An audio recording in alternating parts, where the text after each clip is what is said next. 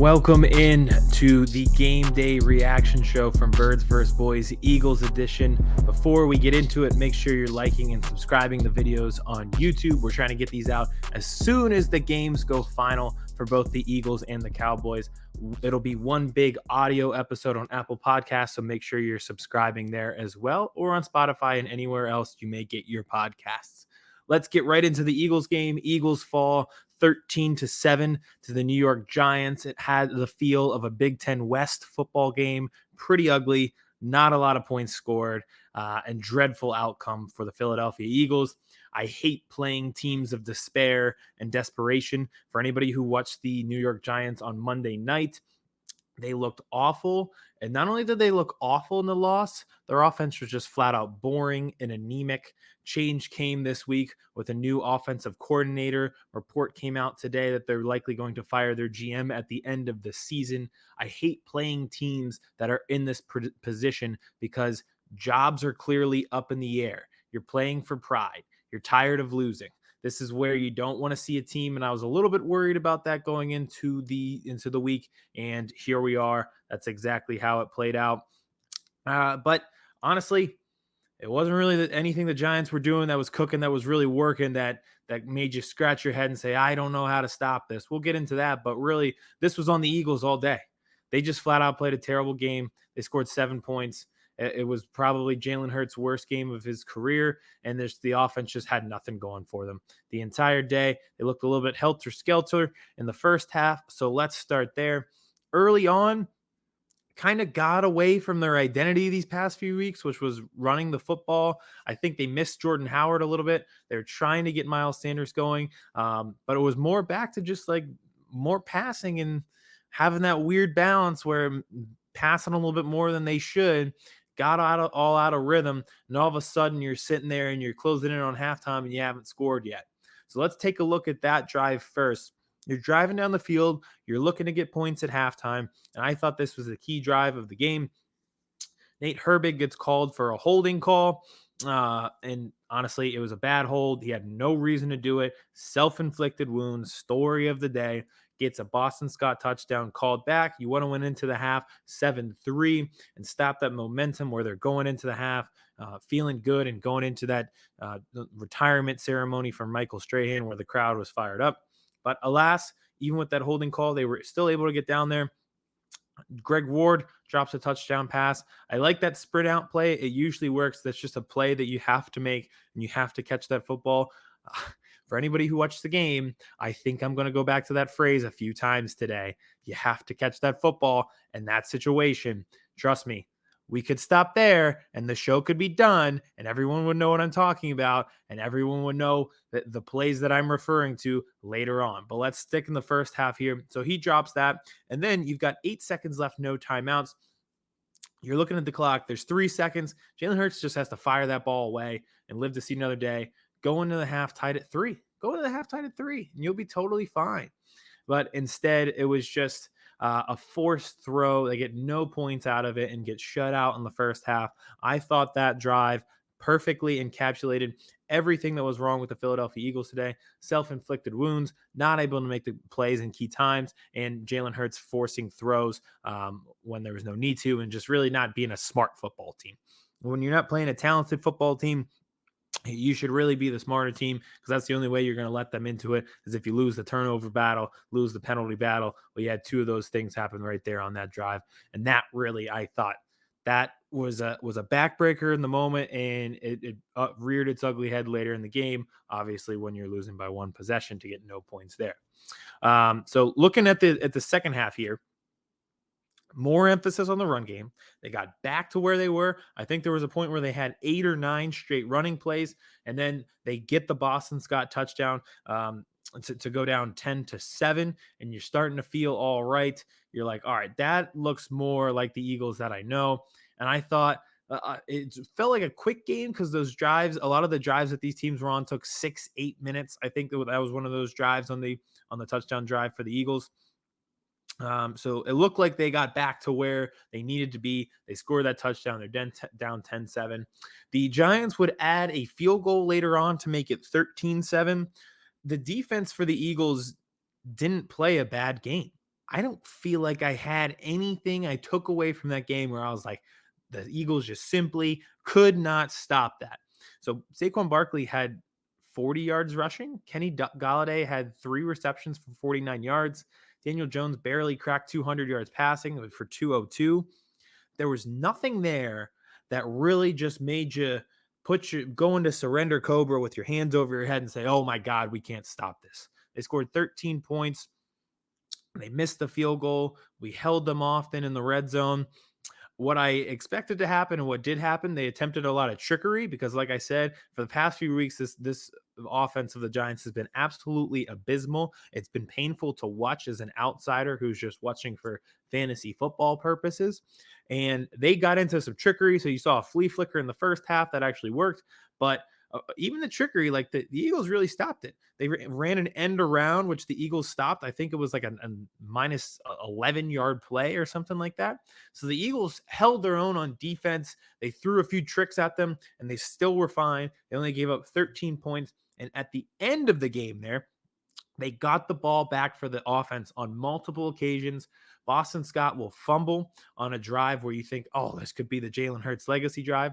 He fumbles right around the Giants' 40-yard line. That felt like a backbreaker in the moment. Again, we're going back to the same terms, self-inflicted wounds, back-breaking plays. It was like that all day where they just couldn't get out of their own way. Anytime you thought they were getting momentum, thought they were going to go down and score, they just shot themselves in the foot like Cheddar Bob and 8 Mile.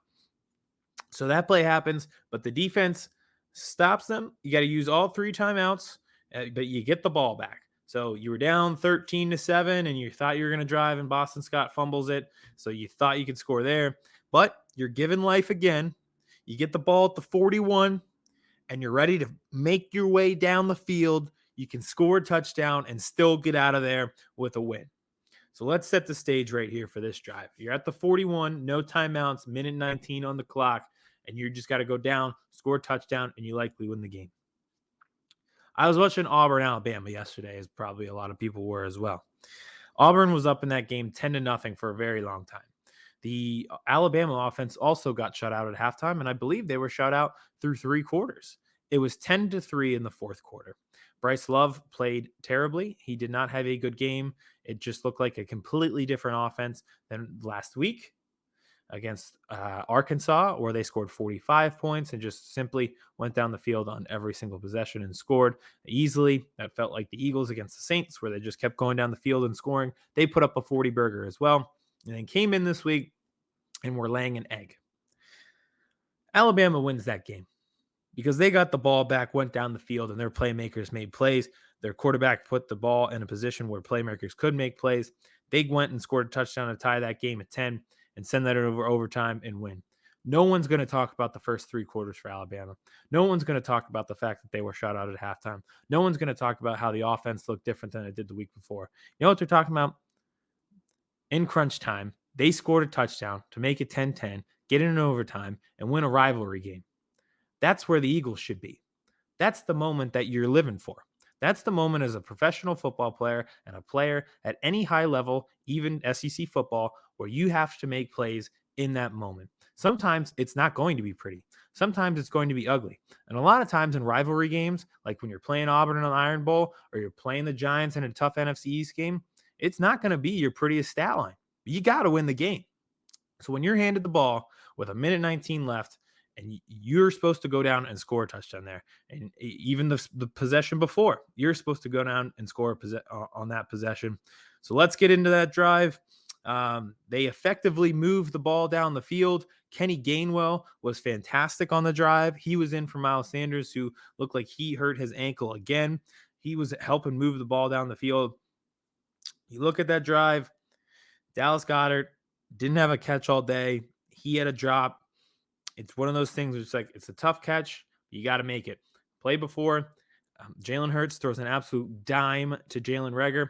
It hits him in the helmet. If he catches that, he would likely have scored a touchdown, or at the worst case scenario, been down at the 2-yard line. They are lucky it didn't turn into an interception.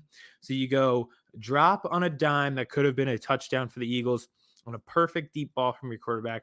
Drop by your tight end that you just gave an extension to, which would have been a first down. And then obviously on 4th and 10, dropped by Jalen Reagor again. It is simply unbelievable how bad this guy is at football. He has no redeeming qualities. There's nothing that you're clinging to that can save you from thinking that he's a bust. He has nothing worthwhile for this football team. And this team in general, their biggest problem is they do not have enough playmakers to win games like this, where you just have to have a guy who's flat out better than the guy across from him, where he's going to go up and he's going to make a play and he's going to make a contested catch. Even though the Reagor ball wasn't even a contested catch, he was in perfect position. All he had to do up is go up and get that football, and he couldn't do it because he'll never be able to do it. He is a bust. It is so obvious. There's no point talking yourselves into any of his qualities. It's over. But that is going to be an issue for the Eagles. Not just today. I think that's going to be a problem that rears its ugly head. Because if you want to talk about like going forward in the playoffs, like someone, after the game, I was talking about the Jalen Hurts criticism and how it's probably rightfully deserved. He threw 3 interceptions. They only scored 7 points. That's just not acceptable on an NFL field. But it feels like they just keep having the same exact issues. He's going to force things because guys aren't getting open. And even when they do get open in crunch time, he did exactly what Bryce Love did for Alabama. He made plays in the moment. He had his best passes when it mattered most, and the guys dropped it. So you can criticize him all he wants, but his playmakers aren't there for him to succeed. If you don't think he's the guy and you think Matt Corral from Ole Miss or Kenny Pickett from Pitt or Malik Willis from Liberty, if you think one of those guys is the guy, what's stopping them from running into the same issues that Carson Wentz ran into in 2020 and now Jalen Hurts is running into in 2021? Guys don't get open. They're not fast enough. They don't have the speed. They just simply don't have the separation ability from cornerbacks because they're just not that talented of receivers. And I got into an argument with this guy online because I mentioned that and how this could be an issue for them going forward and about the Jalen Hurts criticism. But I said a lot of quarterbacks would be fine with Quez Watkins, Devontae Smith, and Dallas Goedert. Look at every team above the Eagles in the rankings right now. Look at their weapons. Look, the 49ers, George Kittle and Deebo Samuel.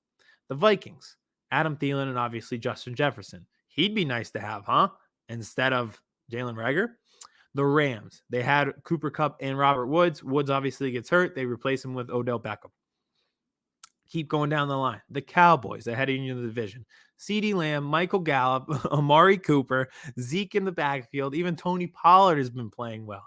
You just go through the list. Tampa Bay, Godwin, Antonio Brown, Mike Evans, and up in Green Bay, Devontae Adams. Then you've got Aaron Jones and a budding 2-headed backfield with A.J. Dillon. Like, we're talking about, would quarterbacks do well with these weapons?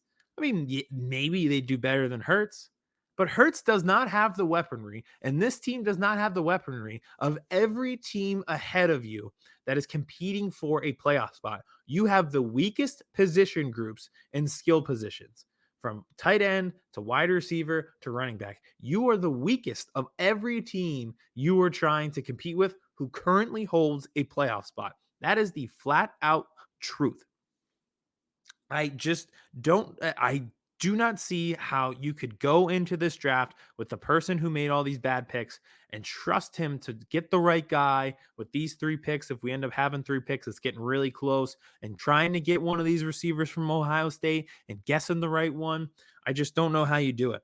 And as for Reagor, I'll probably end on this because it's going to be the theme of the day. Those drops were inexcusable. It's clearly over. He is clearly a bust. Everyone realizes it. There is no coming back from this moment in a situation like this. The obvious comp that he's always going to have is Justin Jefferson because he was picked directly behind him, which is fair because Justin Jefferson is already an all-pro and has been fantastic and will continue to be fantastic for the Minnesota Vikings. And there's that viral video of the Vikings front office just flat out laughing at the Eagles for taking Jalen Reagor over Justin Jefferson. But take it one step forward. Brandon Ayuk of the San Francisco 49ers. He has widely been criticized almost by his own coaching staff to the point that he was out of the rotation early in this season for the 49ers. And Kyle Shanahan made comments uh, that really were criticism, saying he needs to learn and he needs to put this all together so we can trust him on the field and just things of that nature. So that's the guy you could compare Reagor with the most, because in terms of like bust potential, it seemed like Ayuk was floating on that based on what was going on with the 49ers and what they were saying coming out of camp and earlier this season. But we'll just take a look at Brandon Ayuk's last few games here. Arizona, 6 receptions, 89 yards, and a touchdown. Against the Rams, only 3 for 26. Fine. Against the Jags, 7 for 85 and a touchdown. And then today, 3 for 91. Jalen Reagor has never put up a month like that in his entire career. And this is the closest comp we can get, because Ayuk was the one closest to bust potential compared to Reagor. Everybody else is balling out. Even Ruggs, he will go down as the biggest bust because of off the field things, but he was putting it together on the field. In terms of strictly on the field things, if you're taking a look at all the receivers in that draft, you're not even talking about some of the guys behind him just because of the Jefferson thing, Justin Jefferson, because Van Jefferson looks like he's looking out for the Rams. Chase Claypool, another guy. We're not even talking about those guys because of the Justin Jefferson thing, but there is such a string of guys drafted behind Reagor who are good. And Ayuk is the one where you could point to and say, well, maybe Reagor's not the worst option because Ayuk seems to have fallen out of favor. But clearly, he is now a weapon for the 49ers as well. So you are staring at having the worst wide receiver of the first 2 rounds in that draft class, which is pretty remarkable to do. It's usually, a few guys hit on him.